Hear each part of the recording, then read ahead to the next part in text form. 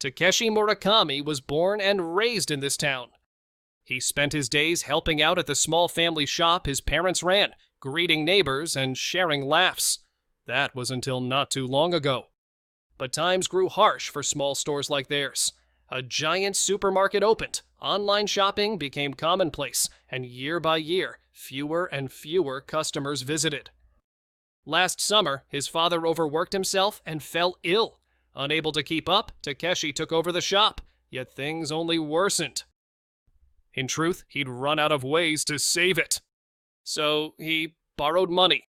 From whom? It's better not to ask. Actually, please don't. Kidou Trading, an infamous real estate firm in town, rumored to prey on those in need.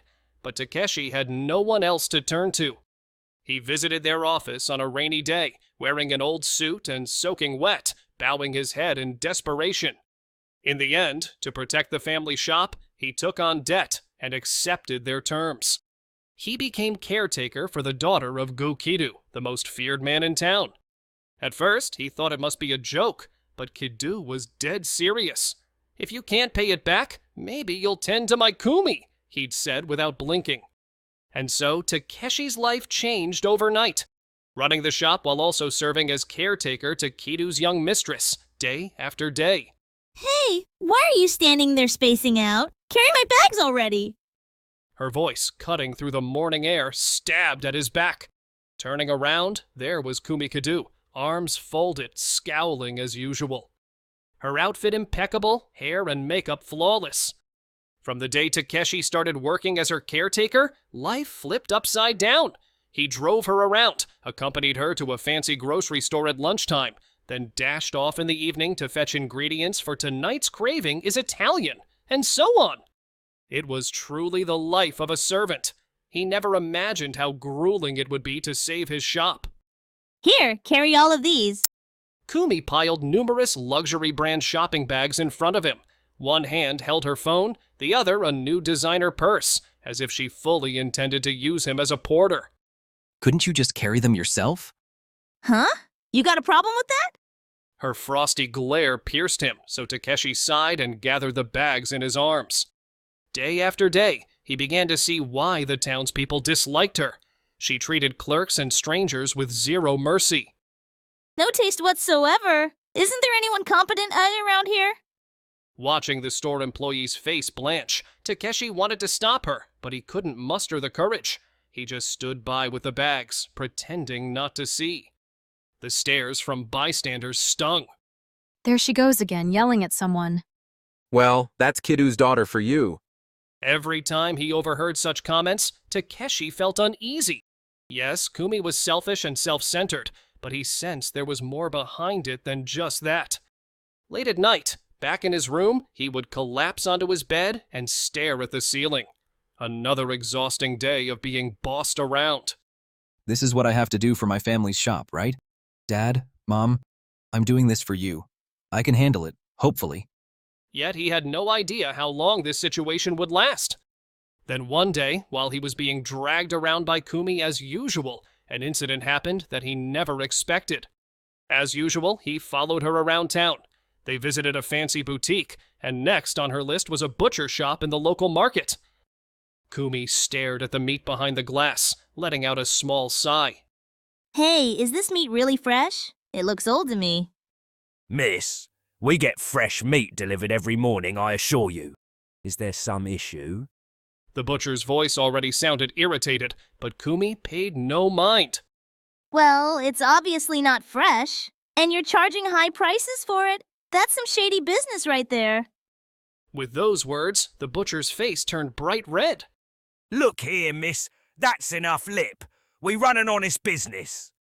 His voice rose, and people around them stopped to watch. Honest?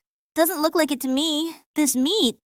Just as Kumi was about to continue, the butcher stormed out from behind the counter. Don't mess around. You have no right to talk to me like that.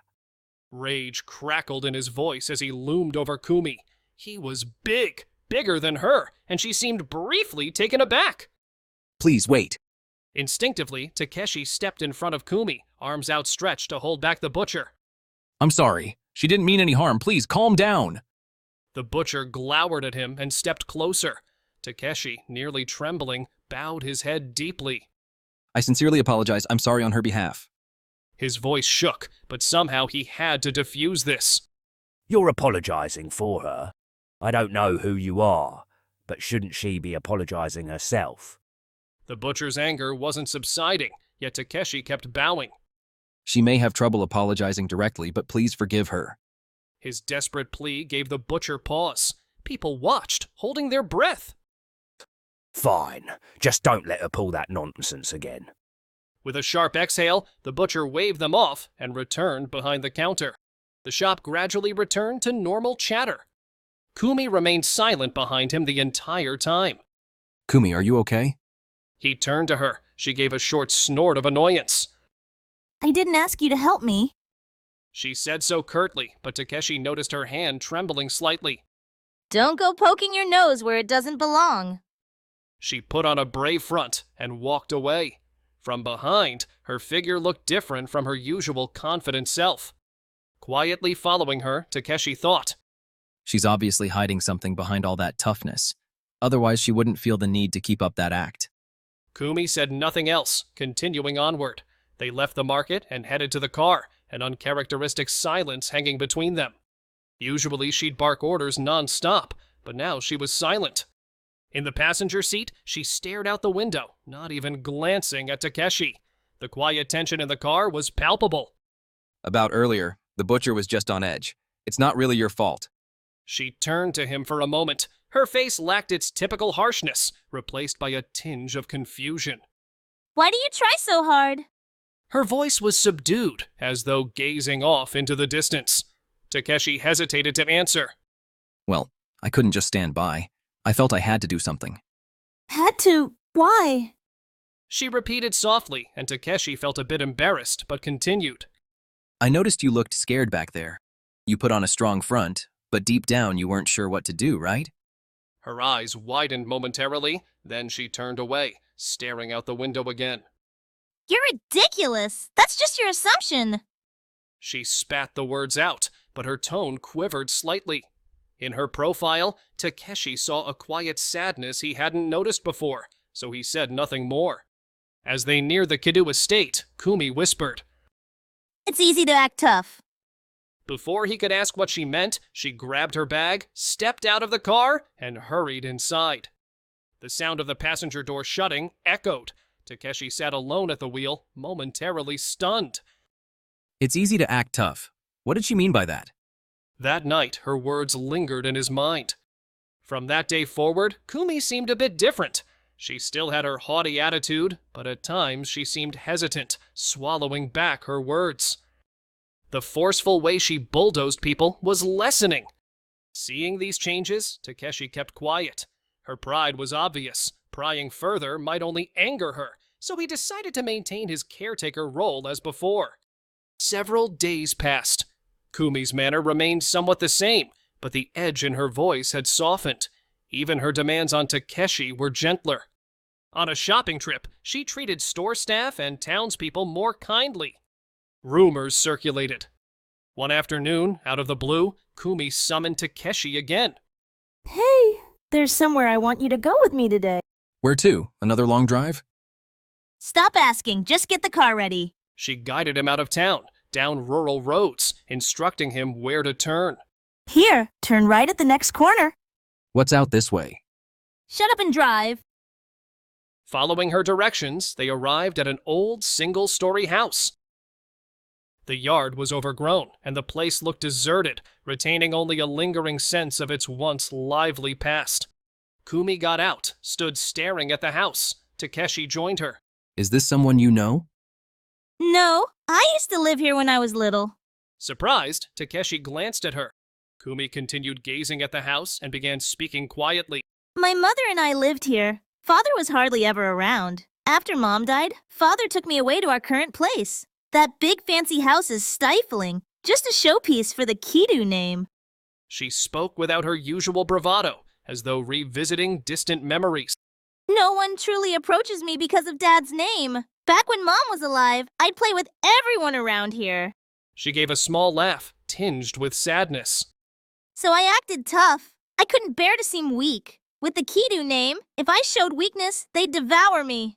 Takeshi finally understood. Her conflict at the butcher's shop, her usual manner, everything connected to that notion of acting tough.